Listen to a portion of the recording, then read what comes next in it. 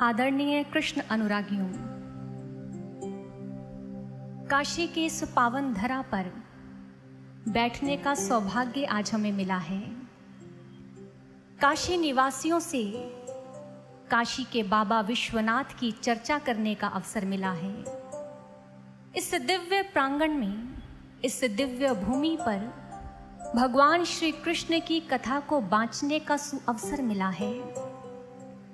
भगवान शिव की नगरी, मोक्षपुरी, मुक्ति धाम, दीपों का शहर, मंदिरों का शहर, न जाने कितने विशेषण इस धरा को प्राप्त हुए हैं। कहते हैं कि इस धरा पर बाबा की दया होती है। बाबा विश्वनाथ जिसे बुलाते हैं वो ही इस धरा पर पहुंच पाता है।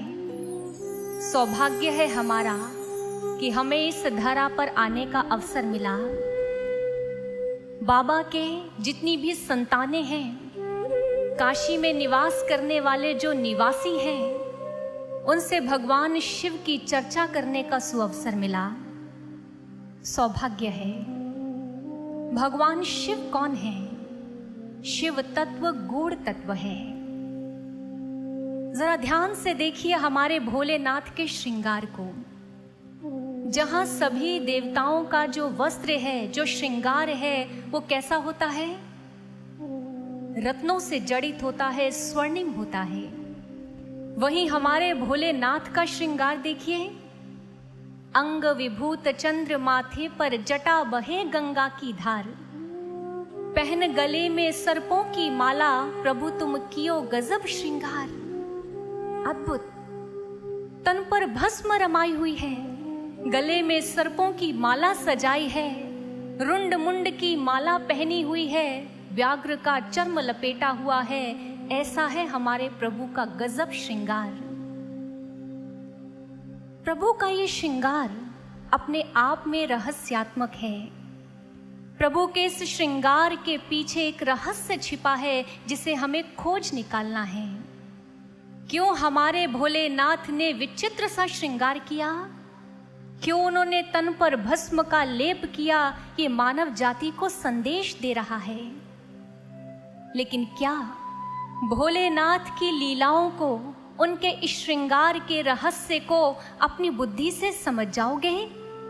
नहीं। तुम्हारी लीला प्रभु तुम ही जानो और न जाने कोई। हे भोलेनाथ, आपकी महिमा को केवल आप ही जानते हैं, हम नहीं जान सकते प्रभु। पर हाँ, हमारी अभिलाषा है कि हम आपके रहस्य को जानें, हम शिव तत्व को जानें और शवत्व से शिवत्व की यात्रा पूर्ण करें। ये हमारी अभिलाषा है, ये हमारी इच्छा है। और इस अभिलाषा को पूर्ण करने के लिए कहते हैं कि स्वयं प्रभु बारंबार साकार रूप धारण करते हैं और इस धरा पर अवतार लेते हैं। विद्वान मैक्स मूलर ने स्पष्ट शब्दों में ये उक्ति कही कि अगर कोई भगवान है जिसने इस सृष्टि की रचना की है, तो यह उस न्यायकारी सत्ता का अन्यायपूर्ण पक्ष होगा अगर वह अपनी करोड़ों संतानों को अपने दिव्य तत्व से, अपने दिव्य ज्ञान से महरूम रख देगा। ग्रंथों के तुलनात्मक अध्ययन से ये बात सिद्ध हो गई है कि वह भगवान स्वयं साकार रूप धारण करता है और आके अपने रहस्य को उजागर करता है। यही सत्य है सज्जनों। बारंबार भगवान इस धरा पर साकार होते हैं, अलग अलग रूपों में आते हैं और उनके साकार रूप को गुरु नाम से अभिवंदित किया जाता है। पूर्ण सद्गुरु की कृपा से ग्रंथों में छिपे हुए सार को हम ग्रहण कर पाते हैं, सुन पाते हैं, समझ पाते हैं, मनन चिंतन करते हैं। हमारी पूजा पद्धति के पीछे जो वैज्ञानिक दृष्टिकोण छिपा है उसे हम ग्रहण कर पाते हैं और धीरे धीरे यात्रा करते हुए हम अपने घट के भीतर उतरते हैं और प्रभु का साक्षात्कार कर लेते हैं। ये सब संभव हो पाता है पूर्ण सद्गुरु के कृपा हस्त के द्वारा। ये हमारा सौभाग्य है कि आज दिव्य गुरु श्री आशुतोष महाराज जी की अनुकंपा से, उनकी कृपा से हम आपके मध्य उपस्थित हुए हैं। जिस प्रकार हमने उनकी कृपा से इन गूढ़ शब्दों के अर्थ को जाना है, आज आप उनकी कृपा से इसे जान पाएंगे। आइए विलंब न करते हुए हम इस कथा का आरंभ करते हैं। इस कथा का जो नाम है वो है श्रीमद् भागवत महापुराण ज्ञान यज्ञ। यहाँ 7 दिवस तक भगवान श्री कृष्ण की कथाओं से, भक्तों की प्रार्थनाओं से, उनके जीवन चरित्र से ओतप्रोत श्रीमद् भागवत महापुराण की कथा को हम श्रवण करेंगे। इस कथा के जो श्रोता हैं वो हैं परीक्षित, और इस कथा के जो वक्ता हैं वो हैं सुखदेव जी महाराज। जो इस कथा के रचयिता बने वो हैं भगवान वेद व्यास जी। सरस्वती नदी के तीरे बैठे हैं, मन अशांत है, व्याकुल है, सोच में डूबे हैं कि मैंने वेदों का पृथक्करण किया, महाभारत ग्रंथ की रचना कर डाली, लेकिन अभी भी ऐसा लगता है कोई कार्य शेष है। वह कौन सा कार्य है जो अभी करना बाकी है? उसी क्षण वहां आगमन होता है देवर्षि नारद का। ज्यों ही व्यास जी को इस प्रकार आकुल और व्याकुल देखा, उनके कदम तीव्र गति से व्यास जी के पास पहुंच गए। नारायण नारायण, हे व्यास जी, आप इतने शोकाकुल क्यों जान पड़ते हैं? जैसे ही व्यास जी ने सुना, पलकें उठाकर जब सामने देवर्षि नारद को देखा तो अपनी सारी चिंता को उनके चरणों में उड़ेल दिया। देखिए ना देवर्षि, मैंने अपने हाथों से कितने ग्रंथों की रचना कर डाली, धर्म मोक्ष के बारे में कितने शब्द उड़ेल दिए, लेकिन फिर भी मेरा मन अशांत है, क्यों? देवर्षि नारद कहने लगे, नारायण नारायण, जो धर्म का, अर्थ का, काम का, मोक्ष का जो आधार है, उन बांके बिहारी की कथा को आपने अभी तक नहीं लिखा है।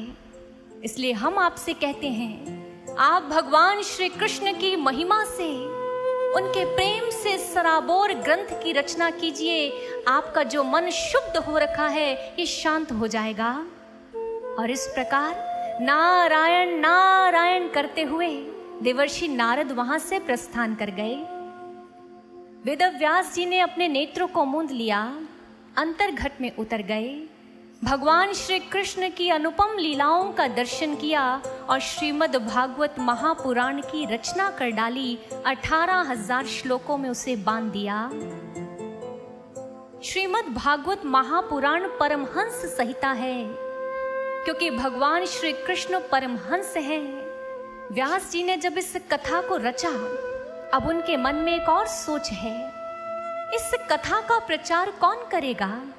इस कथा के प्रचार के लिए कोई परमहंस ही होना चाहिए। उनके यहाँ एक संतान ने जन्म लिया, लेकिन वो पैदा होते ही गृह का त्याग कर वनों की और तपस्या के लिए निकल गए। उनका नाम था सुखदेव। व्यास जी के मन में ये निश्चित है कि इस ज्ञान का प्रचार प्रसार, इस भागवत कथा का वाचन अगर कोई कर सकता है तो वो केवल सुखदेव कर सकता है। लेकिन उसे वहां से वापस कैसे लाया जाए? एक युक्ति निकाली। व्यास जी ने अपने शिष्यों को बुलाया और उनसे कहा, जाओ वन में जाओ, सुखदेव जहां बैठकर तपस्या कर रहा है वहां जाकर तुम कृष्ण के नाम की महिमा गाओ, भागवत के श्लोकों का उच्चारण करो, देखना उसका चित्त आकर्षित अवश्य होगा। ज्यों ही शिष्यों ने सुना, हाथ जोड़कर कहा, गुरुदेव, लेकिन वन में तो हिंसक जानवर होंगे। व्यास जी ने कहा, तो क्या हुआ, तुम वहां पर भी भागवत के श्लोकों का उच्चारण करना और तुम निर्भीक हो जाओगे, तुम निडर होकर आगे बढ़ पाओगे। गुरु की आज्ञा मिली, शिष्य चल दिए। जाकर देखा, वन में सुखदेव जी आंखों को मूंदे ध्यान में लीन है, प्रभु का स्मरण कर रहे हैं। वहीं पर व्यास जी के शिष्य खड़े हो गए, लकड़ियां बटोर रहे हैं और साथ ही साथ भागवत के श्लोक का उच्चारण करने लगे, कृष्ण की महिमा को बांचने लगे।